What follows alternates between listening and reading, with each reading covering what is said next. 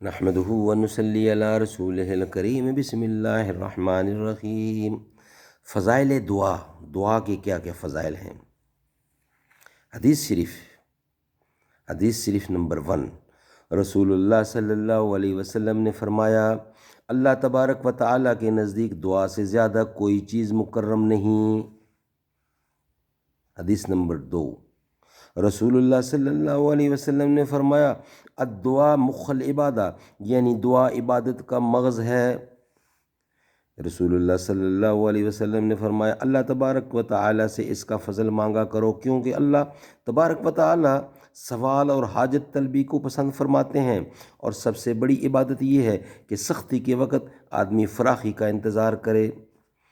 رسول اللہ صلی اللہ علیہ وسلم نے فرمایا، جو شخص اللہ تعالیٰ سے اپنی حاجت کا سوال نہیں کرتا تو اللہ تبارک و تعالیٰ کا اس پر غضب ہوتا ہے۔ حضور فرماتے ہیں، دعا سے عاجز نہ ہو، کیونکہ دعا کے ساتھ کوئی ہلاک نہیں ہوتا۔ حضور فرماتے ہیں، دعا مومن کا ہتھیار ہے اور دین کا ستون اور آسمان اور زمین کا نور ہے۔ حضور اکرم فرماتے ہیں، جس شخص کے لیے دعا کے دروازے کھول دیے گئے اس کے واسطے رحمت کے دروازے کھل گئے، اور اللہ تبارک و تعالیٰ سے کوئی دعا اس سے زیادہ محبوب نہیں مانگی گئی کہ انسان اس سے عافیت کا سوال کرے۔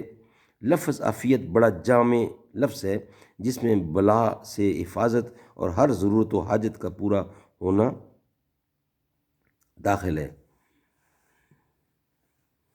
یوں تو تم سید بھی ہو، مرزا بھی ہو، افغاں بھی ہو، تم سبھی کچھ ہو، بتاؤ تو مسلمان بھی ہو۔